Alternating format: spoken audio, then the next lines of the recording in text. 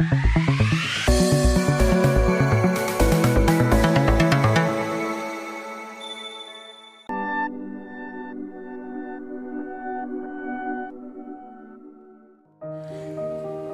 பரிசுத்த நாமத்திற்கு மகிமை உண்டாவதாக. விடியற் காலத்து வெளிச்ச மொழிகள் வழங்கும் நவம்பர் மாதம் வாக்குத்தத்தம். கர்த்தர் உன் நிந்தையை நீக்கி உனக்கு இன்னொரு ஆசீர்வாதத்தை தருவார். ஆதியாகமம் 30:22-24 வரை. தேவன் ராகேலை நினைத்தருளினார். அவளுக்கு தேவன் செவி கொடுத்து அவள் கர்ப்பம் தரிக்கும்படி செய்தார்.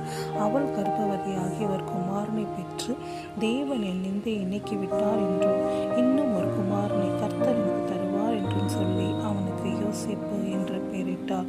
தேவனுடைய பிள்ளை, இந்த 11ஆம் மாதத்திலே கர்த்தர் உங்களுக்கு ஒரு அற்புதத்தை செய்ய போகிறார்.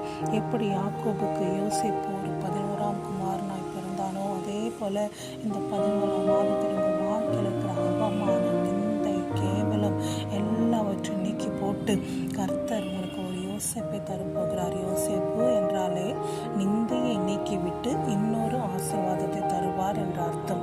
ஸோ இந்த 11ஆம் மாதத்தில் உங்களுக்கு இருக்கிற எல்லா நிந்தைகளையும் நீக்கிவிட்டு இன்னொரு ஆசீர்வாதத்தை கர்த்தர் கொடுக்க போகிறார். ஆமென். அன்புள்ள இயேசப்பா, இந்த 11ஆம் மாதத்தில் நீர் கொடுக்கிற ஆசீர்வாதங்களுக்காக நன்றி ஆண்டவரே.